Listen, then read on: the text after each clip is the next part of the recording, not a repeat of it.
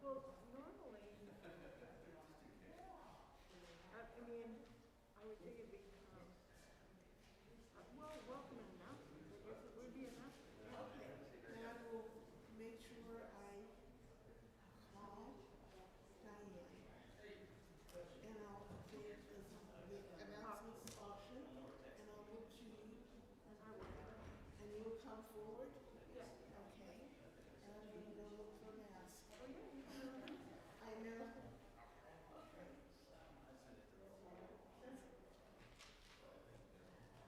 What kind of help do you need?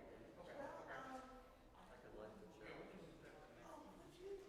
Oh, please do that. Yeah, that'll give you one less thing to worry about.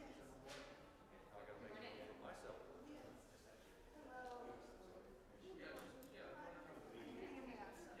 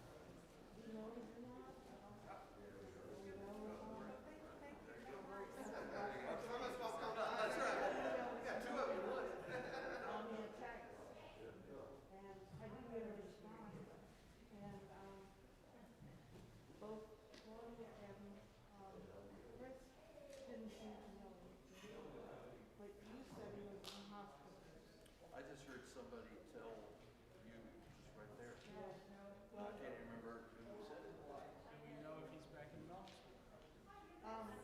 Yes, I got a sense he was or not. Has he been in Louisiana? Okay. All right. I'll try to text him later. I hope, start to say, I hope it's not serious, but they don't admit you to the hospital unless it's somewhat serious.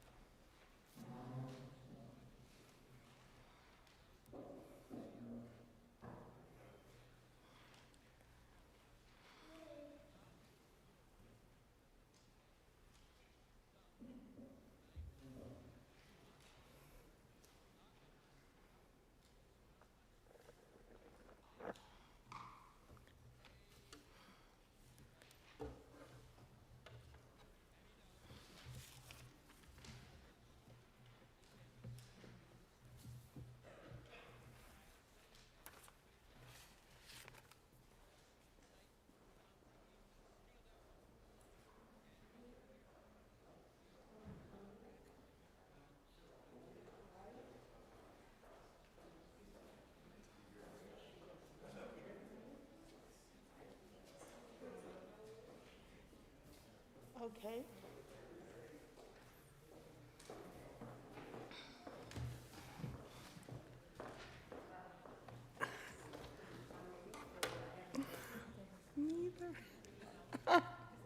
Hello, good morning.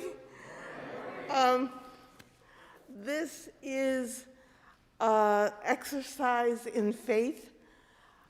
It's an exercise in, as I keep my face still, in patience.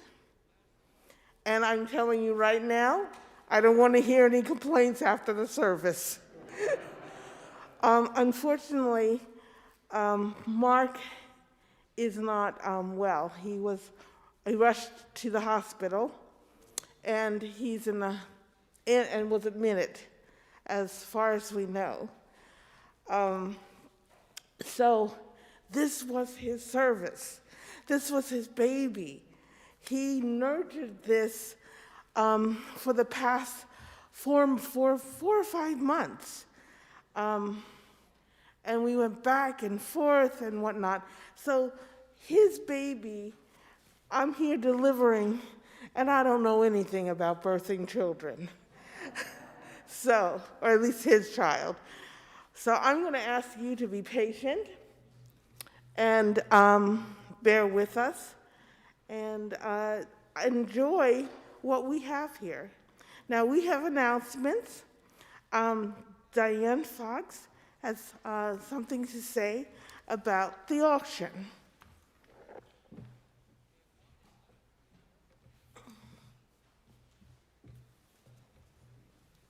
Hello. This is actually the week of the auction. Awesome. Yay. I would really, really appreciate it if everybody in this room would please show up and start bidding on the auction items. The auction starts on December 1st. So that is on Wednesday. It's online.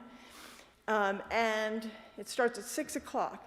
At 6 o'clock is when you can get fixed price items because they're going to go at 6 o'clock, would be my thought. And it will end after the Zoom party. The Zoom party is on December 4th, which is Saturday. And it will go from 4 to 6:30, and then the auction bidding will end at 8. So please come to the party. We would love to have you there. And it's a way to see people that you haven't seen in a long time. All the money that is made at the auction goes to our operating budget. So this is a way for you to give to the church for the operating budget and to get something in return, besides, of course, this wonderful community. But anyway, I'm very excited that it's coming. Everybody should have gotten a booklet in the mail. If you didn't, let me know. So start looking in that booklet and figure out what you would like to buy, which we did yesterday. And I look forward to seeing you at the auction party. Bye.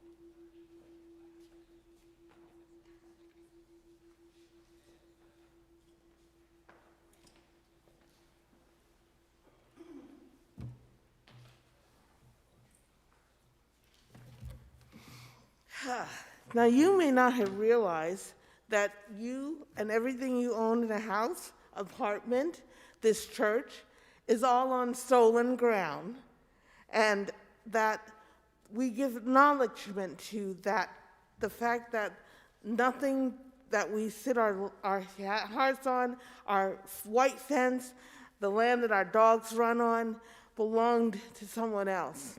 And there's no way to return it in a way that would be fair and equitable to every member who died or lost or is not even part of a tribe maybe at this time. So Mark was very important to Mark to acknowledge that the land is not ours and that we need to start caring for it in the way that Mother Earth demands us to care for it. So take this time, especially during the music meditation, to think about the land is stolen, the land is now within our ability to care for.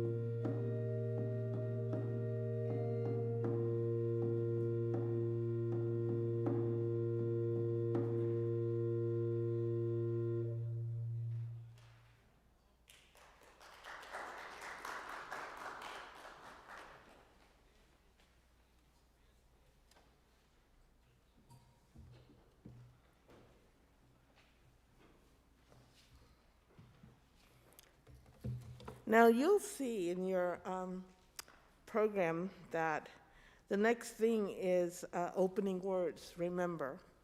Unfortunately, I don't see the person who is supposed to read that. And if I can find it before the end of the service, I will read it to you. But at this point, we will start the chalice lighting. She has it? Oh, good. Miracles. That is a miracle. Joy. I will yield to you.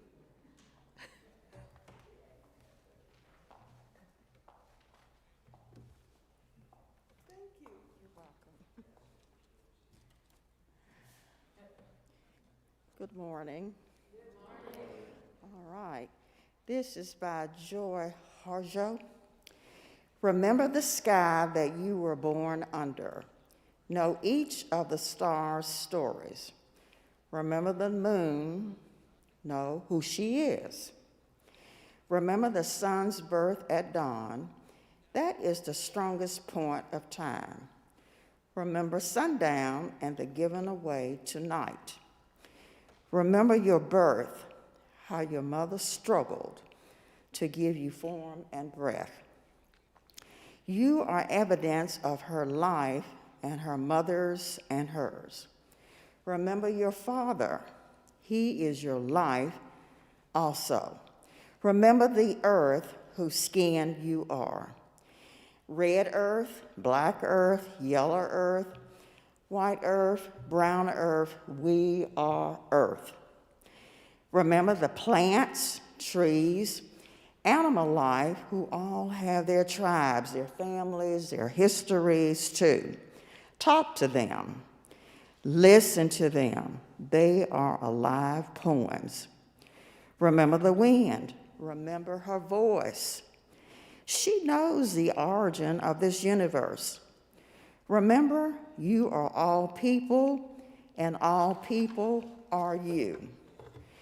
Remember, you are this universe, and this universe is you. Remember, all is in motion, is growing, is you. Remember, language comes from this. Remember, the dance language is that life is remember.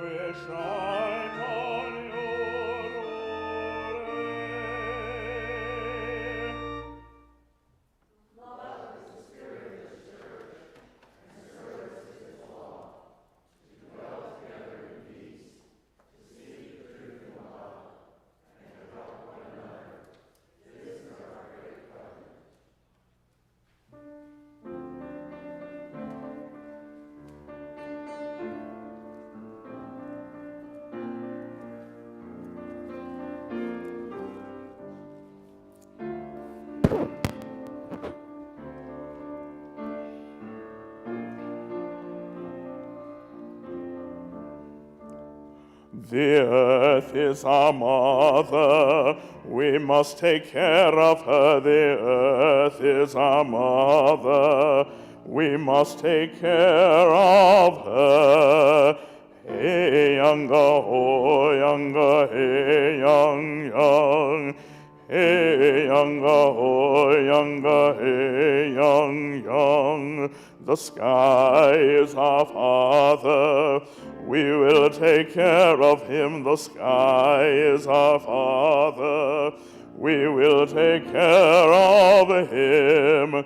Hey, younger, oh, younger, hey, young. Hey, younga, ho, younga, hey, young. The sea is our sister. We will take care of her. The sea is our sister. We will take care of her. Hey, younga, ho, younga, hey, young. Hey, younga, ho, younga, hey, young. The forest is our brother. We will take care of him. The forest is our brother. We will take care of him. Hey, younga, ho, younga, hey, young. Hey, younga, ho, younga, hey, young. Be seated.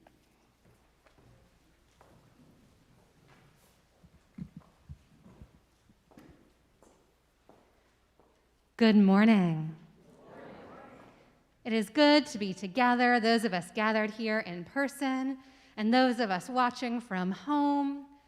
And I actually have some help with my story today from my kid. He is 8 years old. His name is Evan.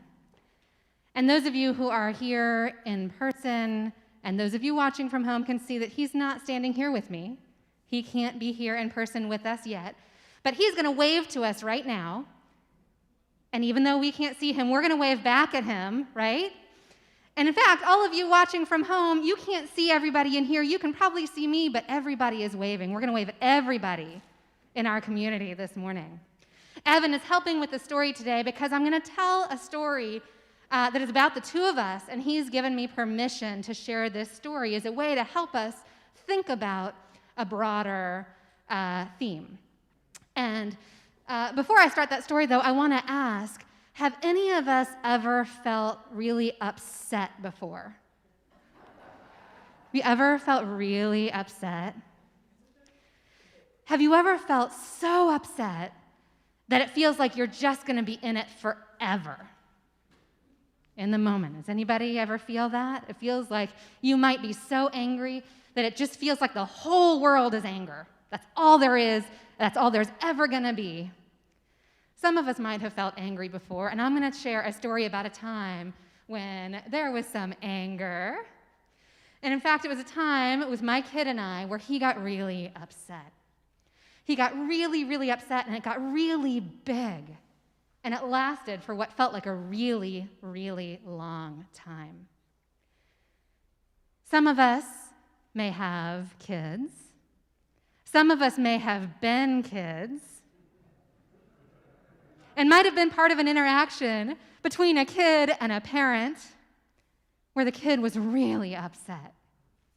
And I tried lots of things to try and help, and he was just really angry.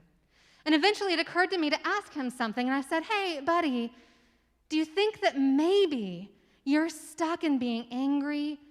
Part of it might be because it feels easier to stay angry than to acknowledge that you've done something that was kind of hurtful." I wonder if any of us have ever felt that way, that it feels easier to stay upset and angry and focus outward than to acknowledge that we might have some part we played in what's going on. And I wonder what you think happened then. There was kind of a pause, and then he said, "Yes." And after a little while, it actually got a little calmer, and we began to be able to talk through what was going on. And he began to feel better. And after a while, he asked me to help him feel better. Now, I think this has maybe some resonance with other things in our lives, in our community's life. And today, our service is around reimagining Thanksgiving in particular. And I think in particular, perhaps, for those of us who are white, it can feel really uncomfortable at times to acknowledge ways in which we have caused harm, or ways in which those who have come before us have caused harm that we continue to benefit from. For this reason or others, I wonder if any of us have ever felt defensive. I think it can be easier to defend and to deflect and to find somebody else to blame than to be willing to acknowledge the ways in which we have participated in harm, intentionally or unintentionally.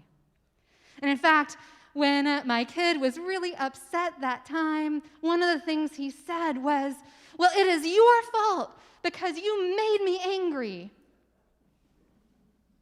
I wonder if any of us have ever said something like that. I bet some of us have. I wonder if any of us have felt something like that, even if we didn't say it out loud.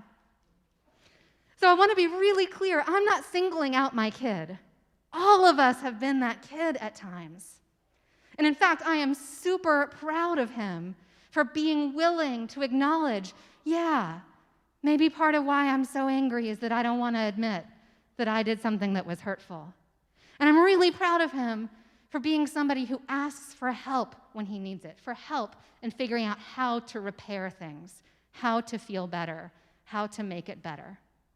And so I think we, as a faith community, have made a commitment to working towards wholeness, to bring the circle of inclusion wider and wider and wider until there is so much inclusion and love and justice that it includes everybody. But we can only do that work when we are willing to see, to listen, to acknowledge the ways in which we have participated in harm, and to work together to make things better, to repair, and to move forward in trust that the only way to wholeness is by seeking the whole truth. And there is always more truth to be found. And so that is what I invite us to think about this morning as we share this service. And the next time you feel angry, the next time you feel defensive, to think about, what is it that I'm defending? Why does it seem easier to feel this way than to work to repair? I think we are all learning how to be people in the world. Sometimes my kid and I talk about how he's only been in this world for 8 years so far. He is still learning, but he's not the only one who's still learning. We all are still learning how to be people in the world. And I am so grateful to be part of this community of faith that is committed to doing that learning and to doing that work and to moving ever towards the world that we dream about, that is just and kind and fair for all. Thank you. And thank you, Evan.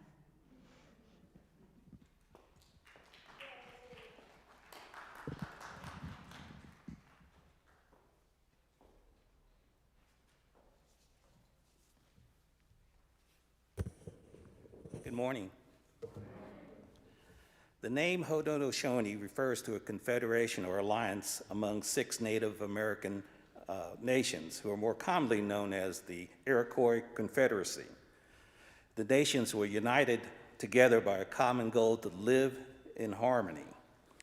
The Haudenosaunee Thanksgiving Address is the central prayer and invocation for the Haudenosaunee, and it reflects the relationship of giving thanks for life and the world around them. These people refer themselves as the Ongwa Onwa, which simply means real human being. They give thanks every day, not just once a year.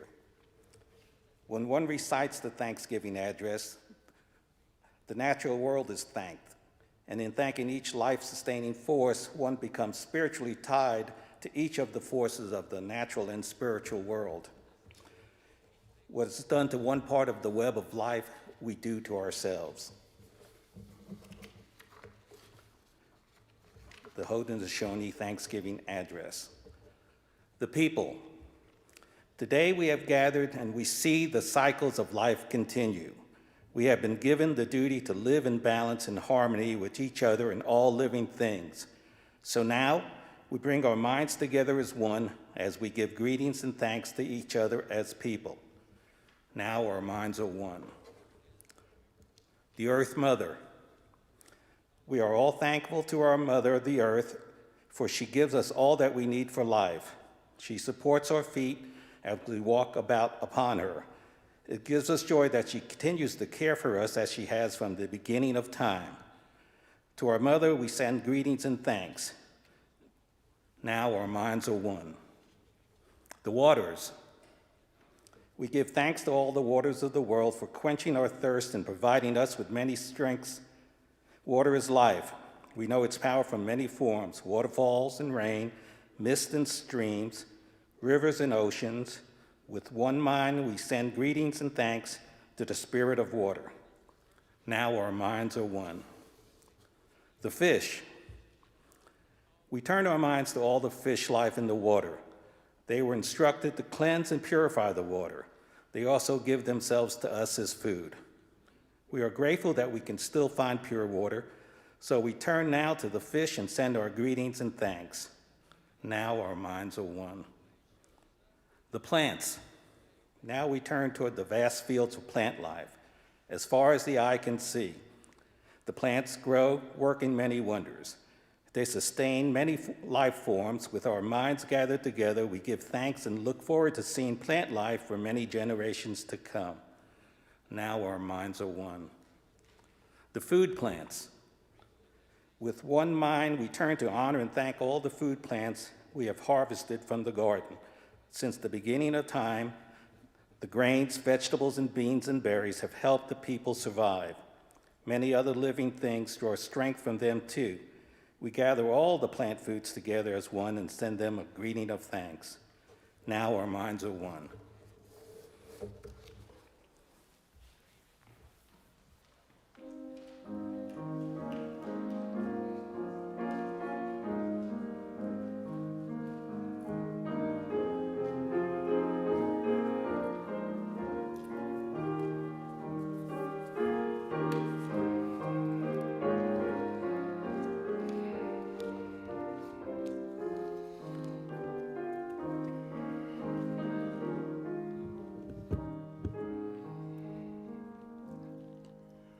Because I have been given much, I too must give. Because of thy great bounty, Lord, each day I live. I shall divide my gifts from thee with every brother that I see, who has the need of help from me. Because I have been sheltered, fed by thy good care, I cannot see another's lack and I not share. My glowing fire, my loaf of bread, my roof's safe shelter overhead, that he too may be comforted. Because love has been lavished so upon me, Lord, a wealth I know that was not meant for me to hoard, I shall give love to those in need, shall show that love by word and deed. Thus shall my thanks be thanks indeed.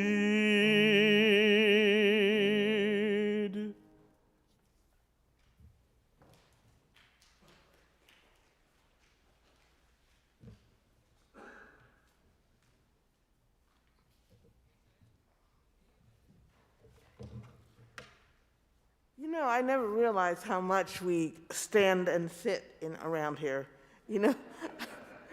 and I also realized that I really depend on Claudia and Chris to do certain things. So, I'm going to start with a joy just to calm myself down. Joy. Joy.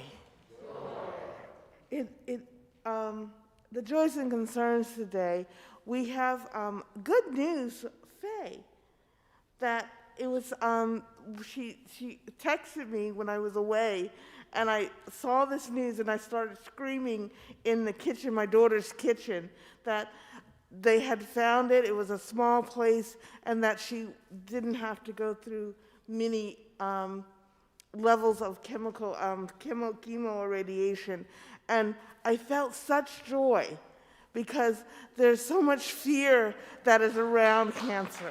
So I want you all to know joy. And I also, as you all know, that Dwayne Chafee left us. And so his wife and his children are in grief. And I hope you remember that and that you'll find time to call or write a card or send good thoughts to them to help them through this period. Oh dear, I'm moving my head again, aren't I? And I'd like to send thoughts and prayers to everyone in our congregation because we're entering a hard season. And it's been a hard season since the pandemic. It's a hard season in general with Christmas and Thanksgiving and family. And so it's important that we remember and support each other. And that I tell people, sometimes the Spirit works in an amazing way so that when you get a thought through your mind of someone who you're not close to, haven't seen for a while, or just curious about, call them, email them, text them, because that may be a spirit that they need you. So, joys and concerns, join me in a short prayer. Lord, Heavenly Father, the Holy Ghost, Mother, Great Spirit, Allah, Buddha, names, so many aspects of a divine presence that is here, whether it's within ourselves or without. Know that we need you to guide us, to lead us, to always think and know to do the right thing. We are sometimes lost, sometimes greedy, sometimes selfish, and sometimes overwhelmingly feeling for others. In all those emotions and feelings, guide us so that we will do what benefits the world, the people, the community, ourselves. Amen. Introduction to Generosity Sunday. I'm just going to say a few things, unless somebody wants to come up and do it better than I. You will? Oh, great! Fantastic! I didn't know.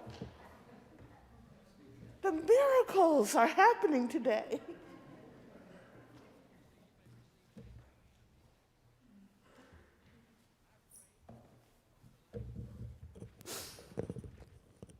Good morning. I'm Ryan McBee, and I'm the president of the board of directors. And today is a Generosity Sunday, which means all contributions will go directly to TVUC's operating budget. With all the opportunities and challenges facing us as we work towards a full reopening, any gifts, large or small, will have an extra impact on our community. If you're in the sanctuary, you can place your gift in the baskets at the front of the sanctuary. And if you're anywhere, you can make a donation on the website tvuc.org or via the Realm app. And I just want to thank everyone for their generosity.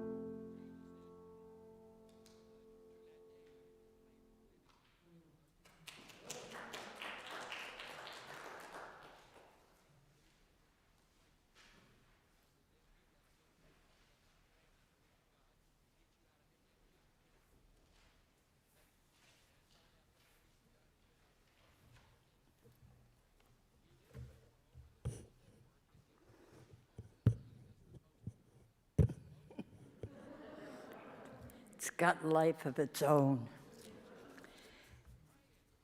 The medicine herbs. Now we turn to all the medicine herbs of the world. From the beginning, they were instructed to take away illness. They were always waiting and ready to heal us. We are happy there are still among us those special few who remember how to use these plants for healing. With one mind, we send greetings and thanks to the medicines and to the keepers of the medicines. Now our minds are one. The animals, we gather our minds together to send greetings and thanks to all the animal life in the world. They have many things to teach us as people. We are honored by them when they give up their lives so we may use their bodies as food for our people. We see them near our homes and in the deep forests. We are glad they are still here, and we hope it will always be so. Now our minds are one. The trees. We now turn our thoughts to the trees. The earth has many families of trees who have their own instructions and uses. Some provide us with shelter and shade, others with fruit, beauty, and the other useful things. Many people of the world use a tree as a symbol of peace and strength. With one mind, we greet and thank the tree life. Now our minds are one. The birds. We put our minds together as one and thank all the birds who move and fly about over our heads. The Creator gave them beautiful songs. Each day they remind us to enjoy and appreciate life. The eagle was chosen to be their leader. To all the birds, from the smallest to the largest, we send our joyful greetings and thanks. Now our minds are one. The four winds. We are all thankful to the powers we know as the four winds. We hear their voices in the moving air as they refresh us and purify the air we breathe. They help us to bring the change of seasons. From the four directions they come, bringing us messages and giving us strength. With one mind, we send our greetings and thanks to the four winds. Now our minds are one. The thunderers. Now we turn to the west, where our grandfathers, the thunder beings, live. With lightning and their thundering voices, they bring with them the water that renews life. We are thankful that they keep those evil things made by the Oakwisers underground. We bring our minds together as one to send greetings and thanks to our grandfathers, the thunderers. Now our minds are one.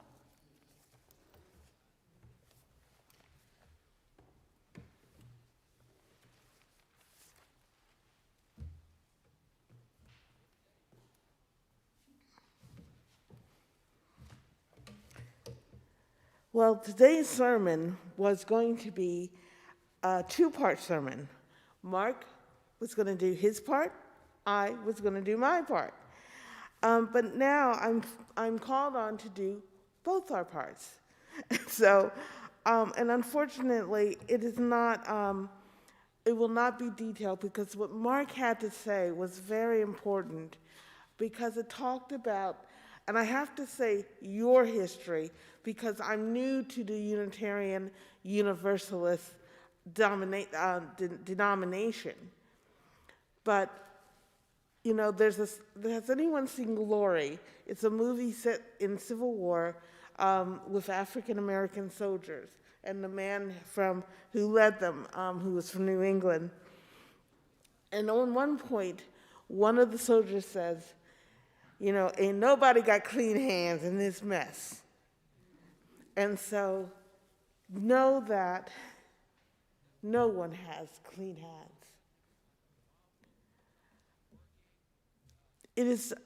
It's very hard to hear that your ancestors stole land and put people, the children, took the children from their parents and ran a school, especially when we've heard how the schools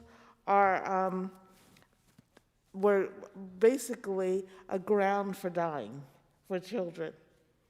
It is very difficult to hear how your religion or your denomination stole from people, undermined people. And the question is, I didn't do it, not my fault, but you sit here today enjoying the benefits. And so the question becomes, what will you do? How do you make it better? How do you feed to the future to undo some of the dangers and horribleness that was done in the past? And that's the question that's left to you individually. Now I want to ask you, and I have to put you on the spot, Catherine, because I'm kind of freewheeling this. What was the name of the book for both the adults and the children that dealt with indigenous people? I think you're thinking of an indigenous people's history of the United States? Yes. Yes. There's one for adults and for young people as well. Who gathered that book? Who took that book and read it?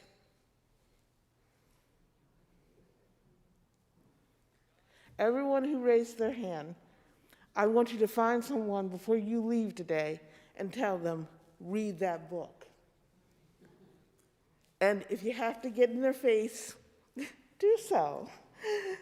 Because the fact that you have not read the book says that you rest on your privilege because you chose not to know.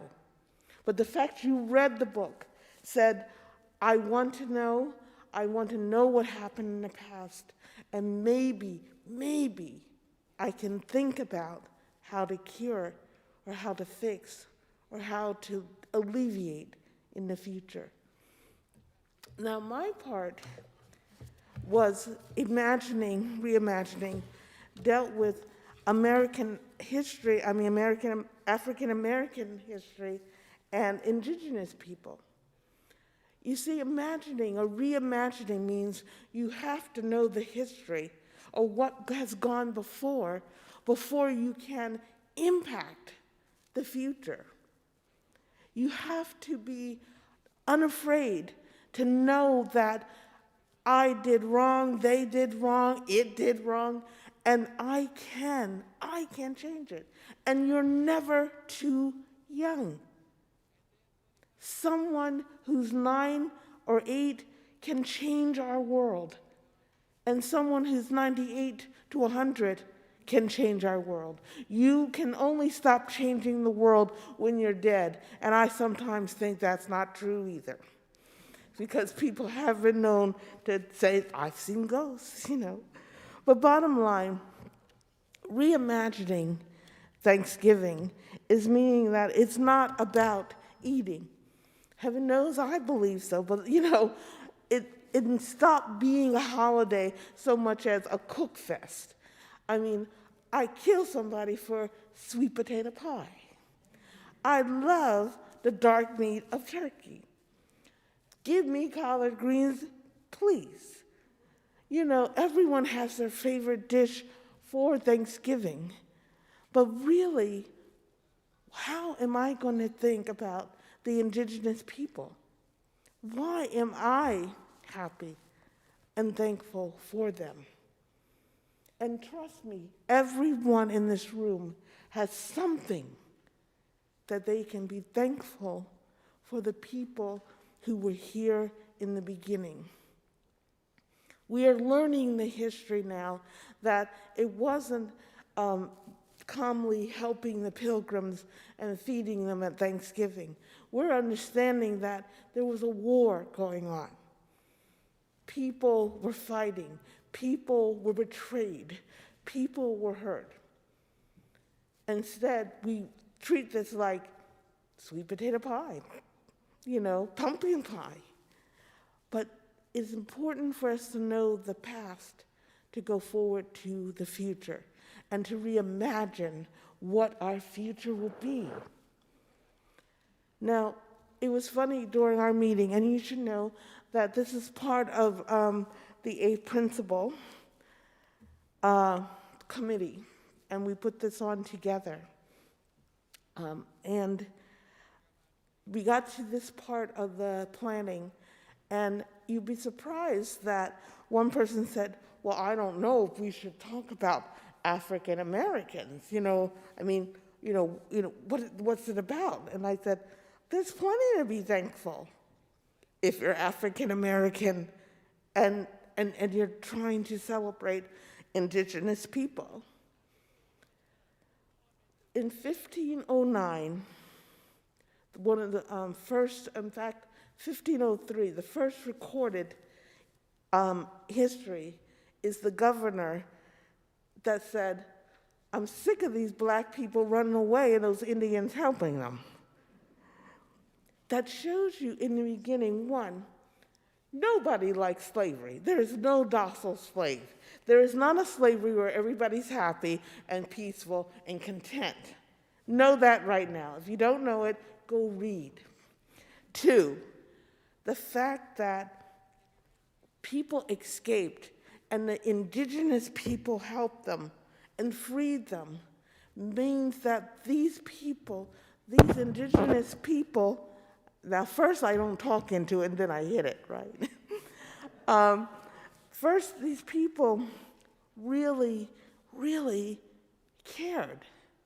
There is a spirituality there that you will help people. And that it became the first underground railroad. It didn't just start in the 1800s. It was happening long time ago. And understand that rebellions were constantly occurring in the coalitions between indigenous people and African Americans. And the one thing that happened, which I think is very important, is that you think about our purchase of Louisiana and our purchase of the Florida part and our trying to purchase out west during Mexico. Do you know reason why the purchases were there? It wasn't strictly because of economics. It was to stop the running away of slaves. Think about that. You're willing to buy land, steal land, move land to stop people from being free. The most powerful alliance of African Americans and indigenous people were linked to escaped slaves settled in the Seminolas. Heaven knows how. It's in Florida. And the word meant runaway. And for years, people would go back into the swamps, into the depths of Florida. Now, in my family, I am known for not having a sense of direction. And it was constantly joked about that if I were leading people to freedom, we'd be further south. But think about people who escaped to Florida, who escaped to swamps, and they were met by indigenous people who knew the area, protected them, intermarried with them, fought with them. I have reason to be thankful to indigenous people. One of the things is that the first known information and history we have is on the East Coast. But slavery didn't stop on the East Coast. For everyone who thinks it just happened in the South, let me tell you, it happened out West too. Differences, i.e., it was an expansive land, they didn't have large plantations, and so it was hard to capture literally because people were caught on small, independent farms. But again, the indigenous people and the African Americans fought for their freedoms. And there were a lot of development between the African people and the American Indian indigenous communities. And eventually Mexico got to the point of they were tired of Americans flooding their area looking for their slaves, that they just said no more. You can't come in our yard under our jurisdiction doing your work. You cannot take the slaves back. We're protecting them. And they developed legislation that protected people. Again, I have something to be thankful to the indigenous people. There are many stories that you'll find, both good and bad, but I think what is important, and one I would like to end on, is that Mexican authorities refused to return enslaved runaways. And that fact that they refuse to return means that governments can stand against bad things that are happening. Today, you can equate that to immigration. You can refuse to return people. You can equate that to what is happening today when three men decide, well, rather two men shoot someone and one man videotapes it. You can decide as a group, as a community, that is not good behavior, and we refuse to support it. There are many things happening today that if we know our history, if you know how people move, how they've traveled, you can decide to join the right side. You can decide to join a side that says, no more. But it always starts with knowing the history. And I learned a lot in preparing this today because just as Mexico, just as people in the eastern side of the country knew slavery was wrong and started underground railroads, there is a reason that we must fight. So read the book. See Catherine for copies, or how to find copies, or how to go to the Justice Library. And everyone who has read the book, grab someone today and say, read the book. Because unless you know where you come from, you are destined to repeat it. And you repeat it by sitting still and doing nothing. And you cannot, today's world, today what's happening, we are edging closer to finding ourselves back to a level of disrespect, of decision, like the Civil War. And you want to know what side you're on, because sitting still and being in the middle will not be the side you want to be on.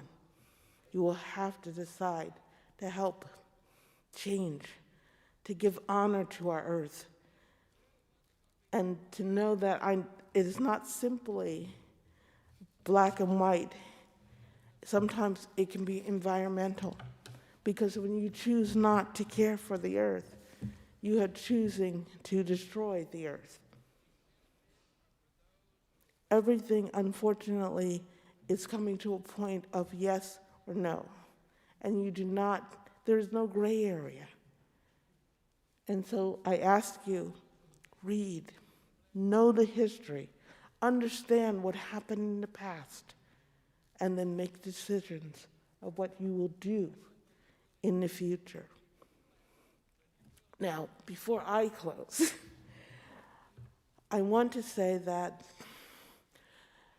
Mark and I struggled to know what topics to bring, because so many topics mean a reimagining how we treat people, how we treat the world. Do we talk about the children in the schools that are found that are dead? Do we treat that subject as dead and not continue it? Do we treat, and this is something that is joined with African Americans and Native Americans, women are killed and threatened and disappeared and kidnapped and raped daily. 100,000 in 1 year of just African American women. The number I don't know for the indigenous people, but there is something that you can do about it. There is so many topics you can be involved in. Just not sitting here. Be involved in it. We talk about water rights, how they put an oil carrier on land that was by treaty, someone else's. And we did nothing. There was no outroar. We sat there quiet. There's so many topics, so many things that you can get involved in. And you're all very quiet, and I hope you're all thinking, and I hope you are all carrying this in your heart, because no, we can no longer be silent. No one can be silent, because silence means acquiescence.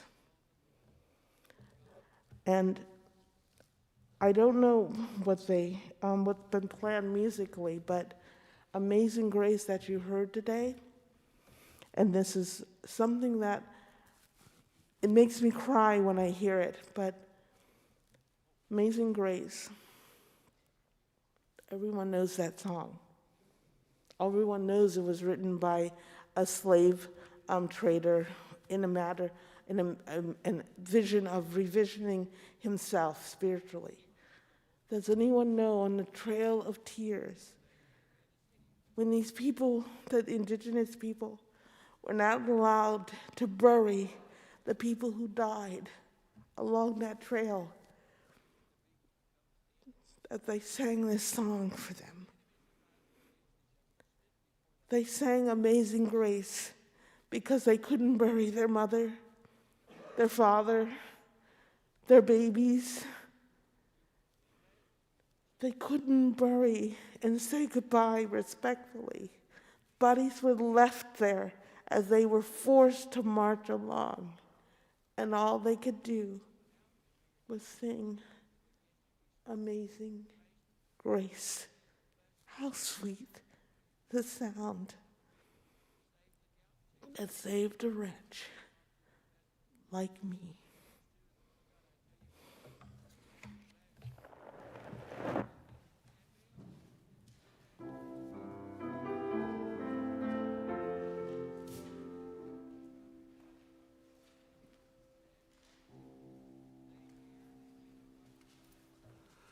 We'll build a love where we bind up the broken. We'll build a love where the captives go free, where the oil of gladness dissolves all mourning. Oh, we'll build a promise, love that can be. Come build a land where sisters and brothers anointed by God, may then create peace where justice shall roll down like waters, and peace like an ever-flowing stream.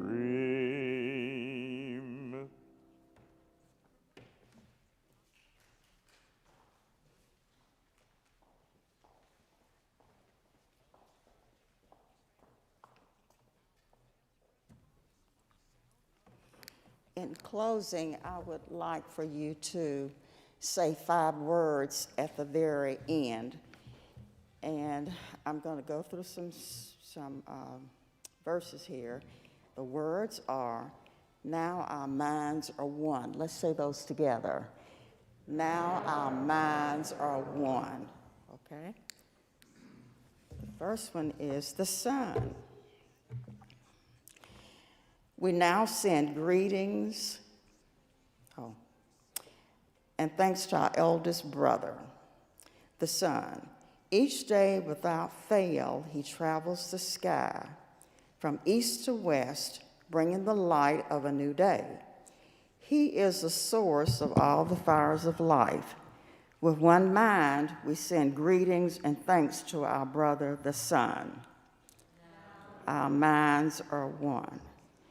Grandmother Moon, we put our minds together to give thanks to our oldest grandmother, the moon, who lights the nighttime sky.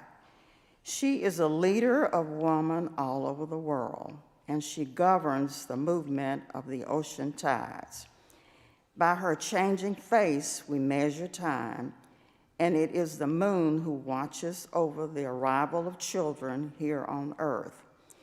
With one mind, we send greetings and thanks to our grandmother, the moon. Now our minds are one. The stars. We give thanks to the stars who are spread across the sky like jewelry. We see them in the night, helping the moon to light the darkness and bringing dew to the gardens and growing things. When we travel at night, they guide us home. With our minds gathered together as one, we send greetings and thanks to the stars. Now our minds are one. The enlightened teachers. We gather our minds to greet and thank the enlightened teachers who have come to help throughout the ages. When we forget how to live in harmony, they remind us of the way we were instructed to live as people. With one mind, we send greetings and thanks to these caring teachers. Now our minds are one. The Creator. Now we turn our thoughts to the Creator, our Great Spirit, and send greetings and thanks for all the gifts of creation. Everything we need to live a good life is here on the Mother Earth. For all the love that is still around us, we gather our minds together as one and send our choicest words of greetings and thanks to the Creator. Now our minds are one. Closing words. We have now arrived at the place where we end our words. Of all the things we have named, was not our intention to leave anything out. If something was forgotten, we leave it to each individual to send such greetings and thanks to all their own way. Now our minds are one.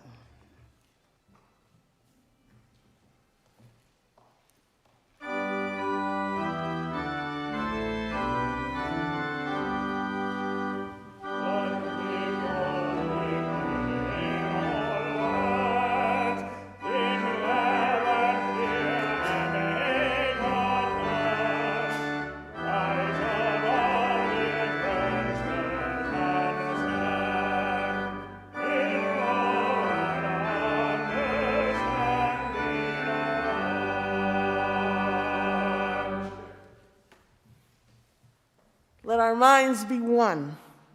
Let our minds be one. Let our minds be one. Greet your neighbor. Amen.